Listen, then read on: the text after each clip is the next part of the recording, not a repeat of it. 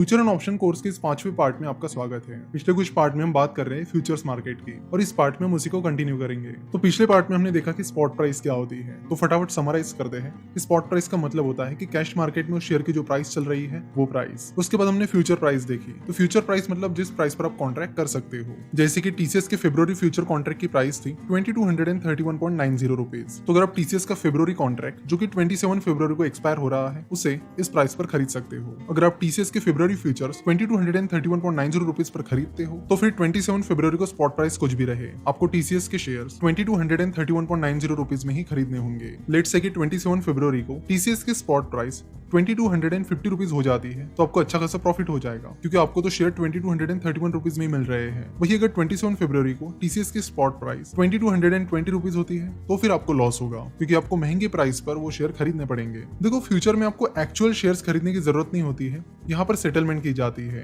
Cash settlement. इसके साथ ही हम लॉट साइज को भी समझ लेते हैं। ये लॉट साइज क्या होती है? जैसे कि हम कैश मार्केट में देखते हैं, हम टीसीएस के 1 शेयर, 2 शेयर, 5 शेयर, जितने शेयर चाहे खरीद सकते हैं। लेकिन फ्यूचर्स में ऐसा नहीं होता है। फ्यूचर कॉन्ट्रैक्ट आपको लॉट में मिलते हैं। हर शेयर की लॉट साइज डिसाइडेड होती है, स्टॉक एक्सचेंज ने वो डिसाइड की है। तो टीसीएस की लॉट साइज है 250 शेयर्स। सो अगर आप टीसीएस के फ्यूचर कॉन्ट्रैक्ट का एक लॉट लेते हो तो उसमें आपको 250 शेयर्स मिलेंगे। अगर आपको उससे ज्यादा शेयर्स खरीदने हैं तो 250 के मल्टीपल में आप खरीद सकते हो। जैसे कि 250, 2 लॉट खरीदोगे तो 500 शेयर्स आ जाएंगे, 3 खरीदोगे तो 750 एटसेट्रा। तो मान लेते कि आपने एक लॉट खरीद लिया है, वो भी 2231.90 रुपीज पर। अब एक्सपायरी के दिन यानी 27 फरवरी को स्पॉट प्राइस निकल कर आती है 2235 रुपए। तो ये डील आपके फायदे की हुई, क्योंकि जो स्पॉट प्राइस है वो आपके फ्यूचर प्राइस से ज्यादा है। तो 2235 और 2291.90 इसके बीच का जो डिफरेंस है यानी 3.10 वो आपके एक शेयर के पीछे का प्रॉफिट होगा। तो इस तरह 250 शेयर्स पर आपको 775 रुपीज का प्रॉफिट होगा। तो आपके फ्यूचर कॉन्ट्रैक्ट से जो भी प्रॉफिट लॉस निकल कर आएगा वो सीधे आपके अकाउंट में ट्रांसफर किया जाएगा। आपको एक्चुअल में टीसीएस के शेयर्स खरीदने की जरूरत नहीं होती है,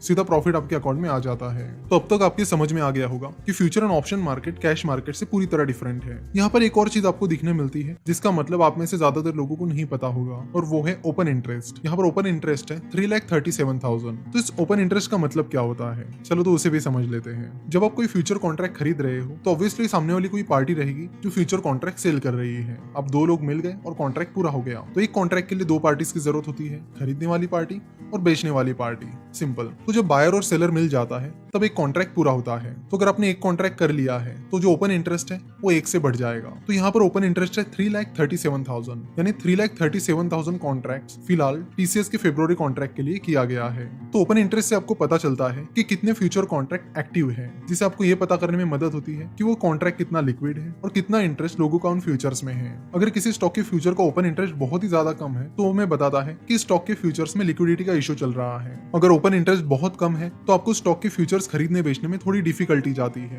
यानी प्राइस फ्लक्चुएशन उसमें थोड़े ज्यादा होते हैं। वही अगर ओपन इंटरेस्ट ज्यादा है तो हमें बताता है कि उस स्टॉक के फ्यूचर्स में अच्छी खासी लिक्विडिटी है, आप बड़े आसानी से उस स्टॉक के फ्यूचर्स बाय और सेल कर सकते हो। अगर आप इन फीचर्स के एप्लीकेशन देखोगे, यानी देखोगे कि इनको किन चीजों के लिए यूज किया जाता है, तो वो अलग अलग है। इनके कई सारे प्रैक्टिकल यूज है, इनको हेजिंग के लिए यूज किया जाता है, इनको शॉर्ट सेलिंग के लिए भी यूज किया जाता है। तो सबसे पहले बात करते हैं शॉर्ट सेलिंग की। शॉर्ट सेलिंग का सिंपल सा मतलब होता है कि पहले स्टॉक को बेचना और फिर उसे खरीदना। उससे पहले समझते हैं कि शॉर्ट सेलिंग किस चीज के लिए यूज की जाती है। जनरली हम शेयर बाय करते हैं जब हमें लगता है कि ये कंपनी आगे चलकर ग्रोथ दिखा सकती है और इसके शेयर प्राइस आगे चलकर बढ़ सकती है। लेकिन अगर आपको लगता है कि कोई कंपनी बहुत खराब परफॉर्म कर रही है या किसी कंपनी को बड़े इश्यूज आने वाले टाइम में, जिसकी वजह से उसकी शेयर प्राइस गिर सकती है, तो उस टाइम आप क्या करोगे? उस टाइम आप शॉर्ट सेलिंग करोगे। तो जब भी ट्रेडर्स और इन्वेस्टर्स को लगता है कि किसी स्टॉक की प्राइस आने वाले टाइम में लगातार गिरने वाली है तो वो उस स्टॉक में शॉर्ट सेलिंग करते हैं। अगर कैश मार्केट की बात की जाए तो अगर आपको कैश मार्केट में शॉर्ट सेलिंग करनी है तो आप सिर्फ 1 दिन के लिए कर सकते हो, यानी इंट्राडे में आप शॉर्ट सेलिंग कर सकते हो।